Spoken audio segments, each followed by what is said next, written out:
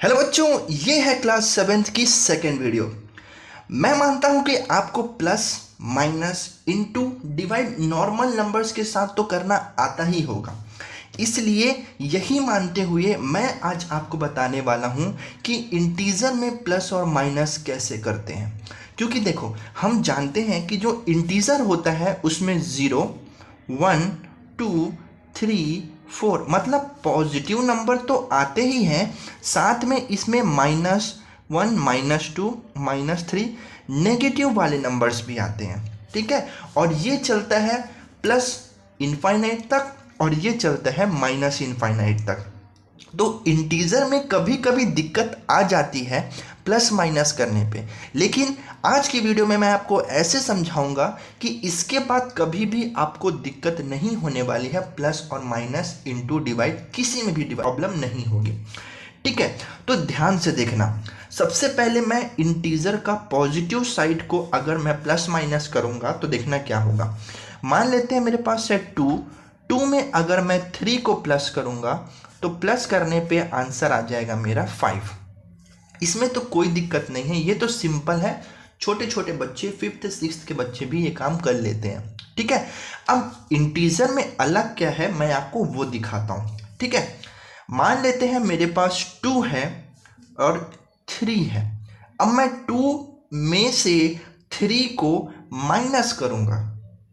क्या ऐसा पॉसिबल है कि हम छोटी नंबर में बड़े नंबर को माइनस कर सकते हैं?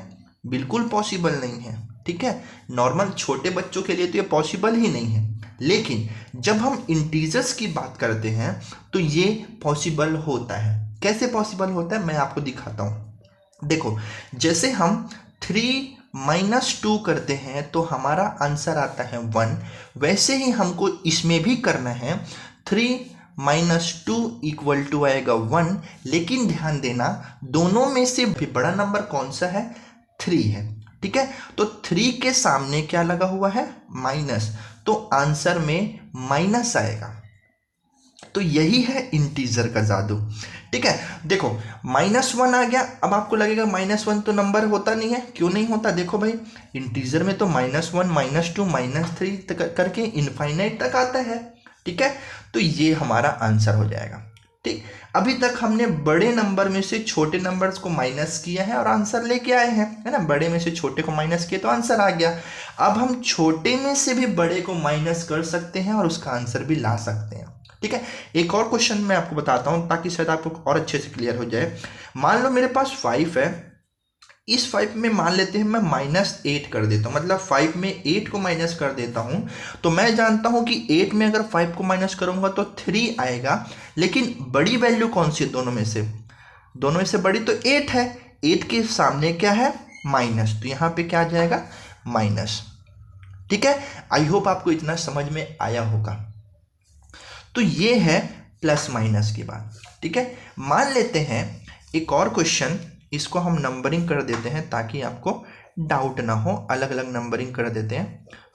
ठीक है, अब मान लेते हैं मैं 4th क्वेश्चन ले लेता हूं।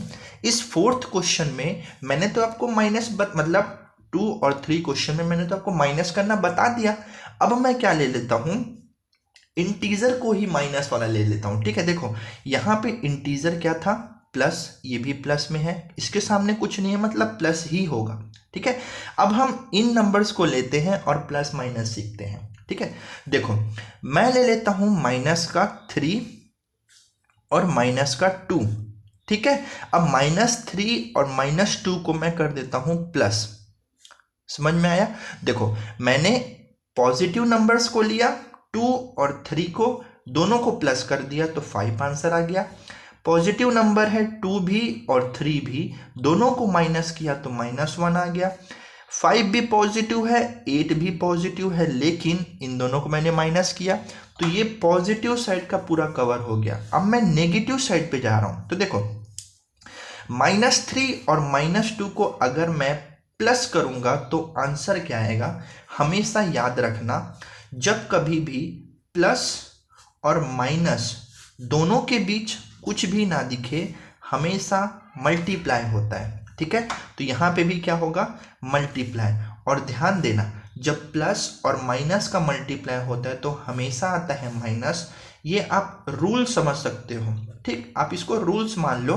रूल्स बता देता हूं, देखो प्लस में माइनस का मल्टीप्लाई करेंगे तो माइनस आएगा, प्लस में प्लस का मल्टीप्लाई करेंगे तो प्लस ही आएगा, प्लस में प्लस बोलता हूँ माइनस में अगर हम प्लस का मल्टीप्लाई करेंगे तो भी माइनस आएगा, और अगर मैं माइनस में माइनस का ही मल्टीप्लाई करूँगा तो आंसर हमेशा प्लस में आएगा, ठीक। ये एक रूल है, आप इसको समझ लो अच्छे से, ठीक है। तो देखो मैं पहले इसको ऐसे ही लिखूंगा, इसमें कुछ भी चेंजेस नहीं करूंगा। अब देखो प्लस और माइनस के बीच कुछ नहीं, मतलब हमेशा मल्टीप्लाई, तो प्लस और माइनस का मल्टीप्लाई करेंगे तो प्लस और माइनस होता है माइनस, तो यहाँ पे आएगा माइनस और ये हो जाएगा 2, -3 और -2, ठीक है। अब देखो ये तो मल्टीप्लाई के लिए था, ठीक, ये रूल जो था वो मल्टीप्लाई के लिए था। अब एक और रूल बता देता हूँ जो होगा प्लस के लिए, प्लस और माइनस के लिए, ठीक है। मान लेते हैं कभी भी कोई नंबर अगर माइनस में है और दूसरा नंबर भी माइनस है तो वो दोनों प्लस हो जाएंगे, ठीक है। मान लेते हैं कोई नंबर अगर माइनस में है और कोई दूसरा नंबर है प्लस में तो वो हो जाएंगे माइनस। मान लेते हैं कोई नंबर प्लस में है और दूसरा नंबर माइनस में है तो वो भी हो जाएगा माइनस। मान लेते हैं कोई नंबर प्लस में है तो वो हो जाएगा प्लस। अब देखो अलग अलग क्वेश्चन करके दिखाता हूं मैं आपको, ठीक है। तो देखो पहले इसको समझ लो, -3 है, -2 है, तो -3 -2 मैंने क्या बताया है, अगर माइनस माइनस होगा तो नंबर्स प्लस होंगे। यहां पे ध्यान देना, मैं यहां पे नंबर्स की बात कर रहा हूं, ठीक है, और यहां पे मैं साइन की बात कर रहा हूं, ठीक। देखो यहाँ पे नंबर्स की बात करूं, देखो यहाँ पे -3 है और -2 है, तो माइनस माइनस नंबर्स क्या होंगे, प्लस, तो 3 में से 2 प्लस करेंगे तो 5 आएगा, लेकिन साइन अभी भी माइनस का ही आएगा, ठीक।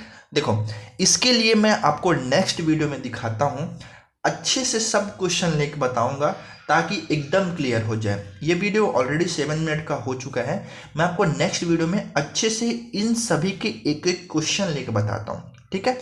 मिलते हैं नेक्स्ट वीडियो पे।